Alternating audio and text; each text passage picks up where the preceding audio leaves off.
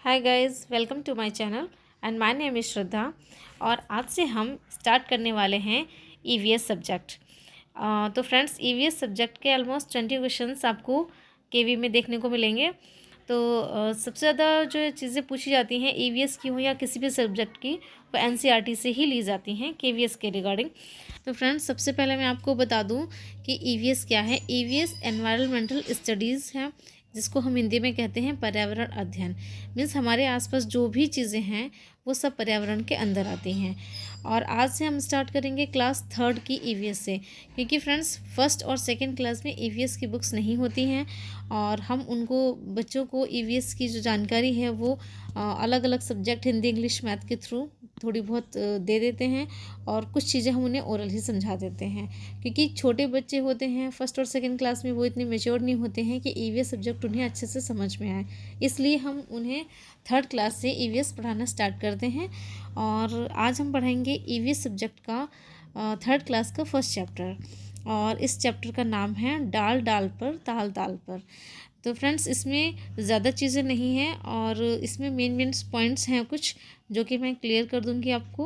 और एक चीज़ और है कि ईवीएस के क्वेश्चन इसमें आपको आगे के चैप्टर्स में मिलेंगे कुछ, लेकिन अभी आपको जो मैं पॉइंट्स क्लियर करूँगी वो ईवीएस के पेडागोजी सब्जेक्ट से लिए जाते हैं और उसमें पूछे जाते हैं। तो आपकी ईवीएस के क्वेश्चन के साथ साथ में ईवीएस के पेडागोजी की भी तैयारी यहाँ पर हो जाएगी। और पूरी जानकारी के लिए आप वीडियो में लास्ट तक बने रहिएगा। और वीडियो अगर आपको पसंद आता है तो प्लीज़ हमारे वीडियो को लाइक कीजिएगा और हमारे चैनल को सब्सक्राइब कीजिएगा। तो फ्रेंड्स, पॉइंट है, ये फर्स्ट पॉइंट है जो मैं आपको बताने वाली हूँ।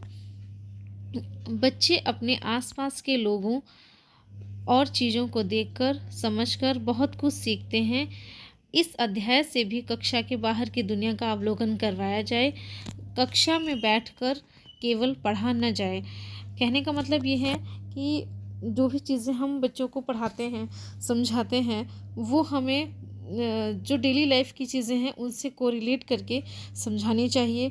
और ये चीज़ें क्लास में बैठ के बच्चों को सिखाना पॉसिबल नहीं हो सकता, इसलिए उन्हें बाहर की दुनिया में ले जाना चाहिए, बाहर घुमाने फिराने ले जाना चाहिए और वहाँ उन चीज़ों को दिखाना चाहिए और अच्छी तरीके से समझाना चाहिए। तभी बच्चे अच्छे से हर चीज़ को समझ पाएंगे और उनमें क्या डिफरेंस है वो भी अच्छे से समझ पाएंगे। जैसे कि आप ये पिक्चर देख रहे होंगे, ये एनसीईआरटी से ही ली गई है, एनसीईआरटी के चैप्टर फर्स्ट से ही है। इसमें कुछ पिक्चर्स दिखाई जा रही हैं जिसमें बंदर हैं, कबूतर हैं और भी कुछ चिड़िया हैं और कुछ कीड़े मकोड़े हैं। तो कहने का तात्पर्य ये है कि बच्चे जब इन चीज़ों को देखेंगे तभी इनके बारे में अच्छे से समझ पाएंगे और इनमें डिफरेंस भी कर पाएंगे। और बढ़ते हैं नेक्स्ट पॉइंट के लिए। नेक्स्ट पॉइंट इसमें जो है वो है, किताब में जानवर शब्द का इस्तेमाल सभी तरह के जानवरों, कीड़े, पक्षी, स्तनधारी आदि के लिए किया गया है। इस उम्र में बच्चे कीड़े मकोड़े या सांप और छिपकली आदि का अधिक बारीकी से वर्गीकरण नहीं कर सकते। तो फ्रेंड्स, इसमें मैं बता दूं कि जो भी जानवर बच्चे देखते हैं समझते हैं उन सभी को वो जानवर ही समझते हैं। तो बच्चे इतनी छोटी उम्र के होते हैं कि उन्हें कीड़े, पक्षी या स्तनधारी का फ़र्क करना नहीं आता है। वे नहीं समझते हैं कि इनको हम स्तनधारी बोलेंगे या हम कीड़े बोलेंगे या पक्षी बोलेंगे। ये सभी चीज़ें समझाने के लिए बच्चों को बाहर ले जाना पड़ेगा, उन्हें समझाना पड़ेगा और तभी बच्चे ये सब चीज़ें समझ पाएंगे और उनको अलग अलग उनका वर्गीकरण कर पाएंगे। हाँ, पढ़ते हैं हम नेक्स्ट पॉइंट के बारे में।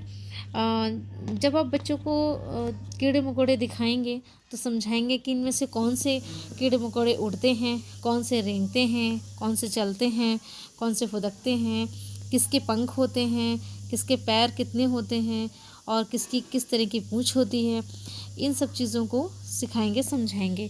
इसमें जो नेक्स्ट पॉइंट की बात करें तो नेक्स्ट पॉइंट है, जानवरों के रंग, रूप, चाल, आवाज़ आदि को देखना तथा उनकी नकल करना बच्चों को बहुत रोचक लगता है। तो फ्रेंड्स, ये एक को करिकुलर एक्टिविटीज़ भी उनके साथ हो जाएगी अगर आप बच्चों को ले जाते हैं, उन्हें समझाते हैं, दिखाते हैं कि जैसे एक एग्जांपल ले लीजिए कि जो है वाइट कलर, आपने उन्हें सिखाया कि जो वाइट कलर है वो गाय का होता है। अब बच्चा जब बैल देखेगा तो वो उसको गाय ही बोलेगा। तब आप उसे समझाएंगे कि ये गाय है और ये बैल है, उन दोनों में क्या अंतर है वो आप समझाएंगे। इवन वो बगुला भी देखेगा तो भी बच्चा बोलेगा कि ये गाय है।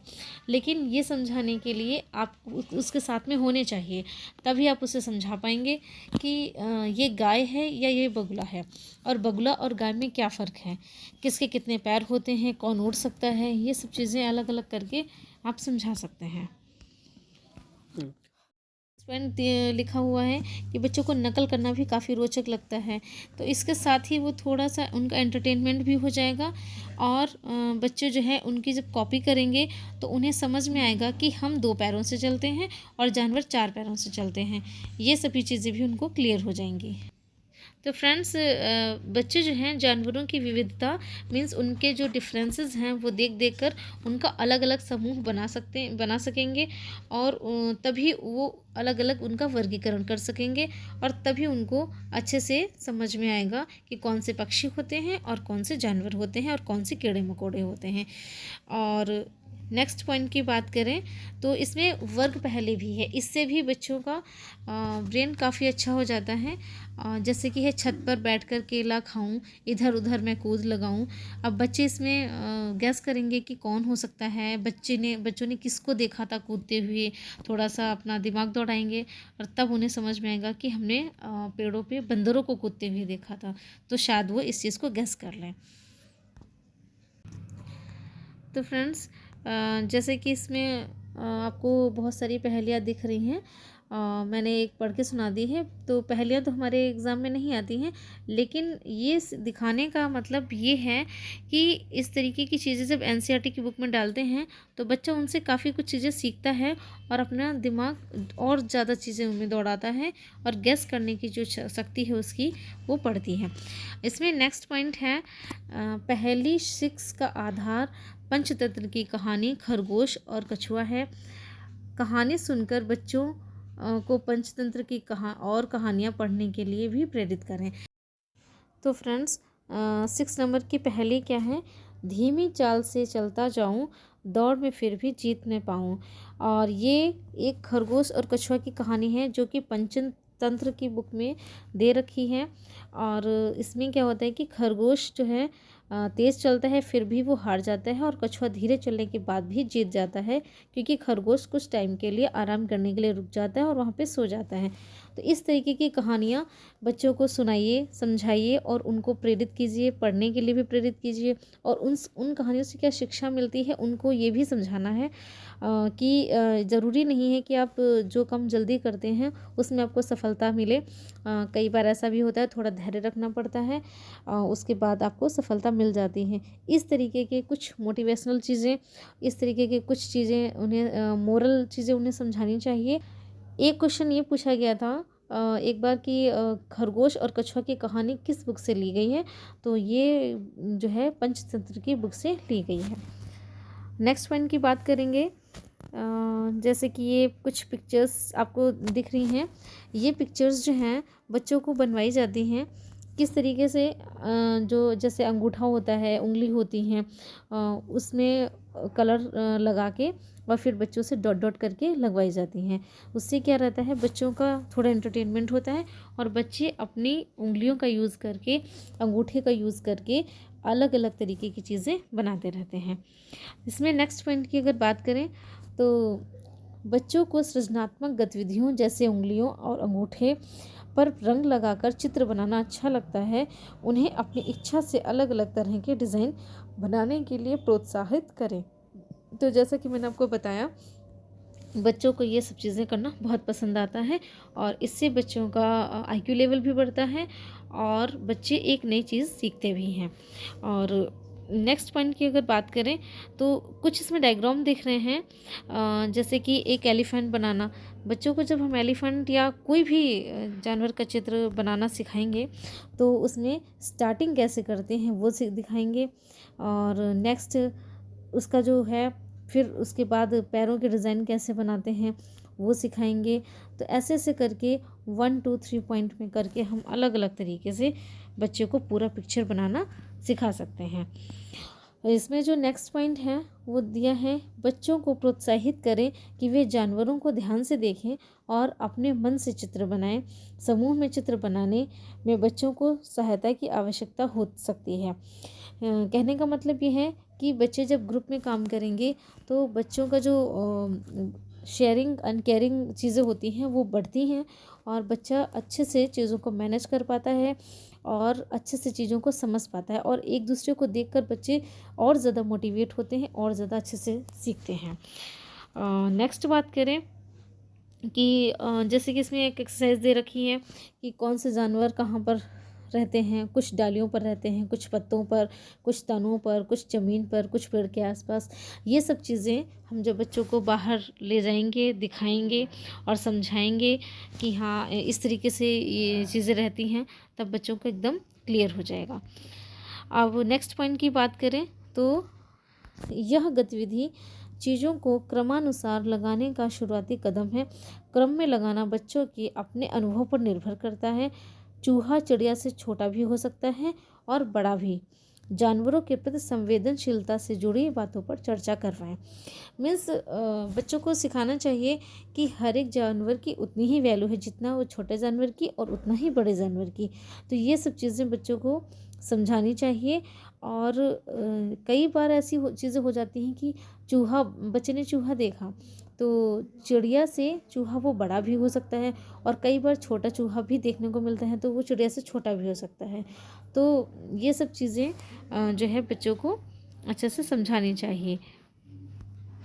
बच्चे ने बुक में देखा कि चूहा छोटा सा है और चिड़िया बड़ी सी है तो बच्चों के माइंड में कहीं ना कहीं ये सेट हो जाता है कि चूहा छोटा ही होता है चिड़िया से। लेकिन कई बार जो है आप रियल में दिखाएंगे तो बच्चों को चूहा बड़ा भी दिख सकता है।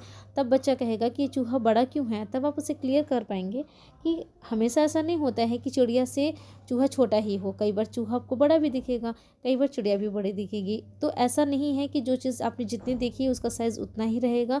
सभी का साइज़ घटता बढ़ता रहता है। जो चीज़ें बड़ी भी होती हैं, कुछ चीज़ें छोटी भी होती हैं। तो जो है एक ही चीज़ पर टिके नहीं रहना है, हर एक चीज़ में चेंजिंग होती है। फ्रेंड्स इसमें एक पॉइंट और है, जिक्सा का खेल। जैसे कि आप देख पा रहे होंगे, जिक्सा में किसी चित्र के ऐसे टुकड़े होते हैं, उनको मिलाने के लिए बहुत दिमाग लगाना पड़ता है। मैं अभी आपको एक पिक्चर दिखाऊंगी, उसमें ये चीज़ें एकदम क्लियर हो जाएंगी। जैसे कि अभी आप ये पिक्चर देख पा रहे होंगे, उसमें मोर बना हुआ है और उसमें एक पेड़ भी बना हुआ है और कलरफुल है, पर इसमें कुछ वाइट वाइट लाइंस भी आपको दिख रही होंगी। ये वाइट वाइट लाइंस क्या होती हैं? ये टुकड़े होते हैं, ये कटे हुए टुकड़े लगे होते हैं आपस में। और इनको जो है अगर सभी को तोड़ दिया जाए तो एक साथ में इकट्ठा करके रख दिया जाता है और फिर एक पज़ल टाइप का हुआ होता है ये, फिर इन सभी टुकड़ों को जोड़ना होता है। तो फ्रेंड्स इससे बच्चों का क्या है, ये दिमाग लगता है कि किस तरीके का टुकड़ा है, वो स्क्वायर में है, रेक्टेंगल में है या फिर सर्कल में है या कुछ टेढ़ा मेढ़ा सा है, किस तरफ को है, और उस टुकड़े को वैसे ही जोड़ना पड़ता है। जब बच्चा उस टुकड़े को प्रॉपर जोड़ लेगा तब वो एक सीनरी बनकर तैयार हो जाएगी। इस खेल को जो है बच्चे बहुत ही शौक से खेलते हैं और बहुत बच्चे दिमाग लगाकर भी खेलते हैं और इससे उनका IQ लेवल काफ़ी बढ़ता है। ये खेल बहुत अच्छा हो लगता है बच्चों को। नेक्स्ट पॉइंट इसी का है, जिक्सा से ही रिलेटेड। जिक्सा ऐसा बनाया जाए कि उसमें कुछ चुनौतियाँ हों, सीधे सीधे टुकड़े ना हों, जो आसानी से ही जोड़े जा सकें। बच्चों को इस तरह की गतिविधियां करने के मौके दें और उनके कामों की प्रशंसा भी करें। तो फ्रेंड्स जो ये पिक्चर आपको शो हो रही है, ये बच्चों को काफ़ी पसंद आती है। इसमें टुकड़े आप देख रहे हैं टेढ़े मेढ़े से हैं और बच्चों इसमें जब एक दूसरे के टुकड़ों को जोड़ते हैं तो उन्हें काफ़ी कुछ चुनौतियों का सामना भी करना पड़ता है। जैसे कि कोई कहीं का भी है, कोई कहीं का भी है, वो जोड़ते हैं, आपस में फिट नहीं बैठते तो वो उनका जो पिक्चर है वो गलत हो जाता है। तो इस तरीके की एक्टिविटीज़ करने से बच्चे जो हैं खुश भी होते हैं और उनका दिमाग भी बढ़ता है, दिमाग पे जोर भी पड़ता है और काफ़ी चीज़ें उनको सीखने में हेल्प मिलती है। तो फ्रेंड्स ये था हमारा फर्स्ट चैप्टर। इस वीडियो में आज इतना ही। जितने भी पॉइंट्स थे वो मैंने सारे क्लियर किए हैं और ज़्यादातर पॉइंट्स जो हैं आपको EVS की पेडागोजी से मिलेंगे, उसी में ये क्वेश्चंस पूछे जाएंगे। और जो नेक्स्ट चैप्टर्स हैं एनसीईआरटी के ही क्लास 3 के, वो हम आपको नेक्स्ट वीडियो में समझाएंगे। ऑलमोस्ट 1 चैप्टर 1 वीडियो में क्लियर हो पाएगा।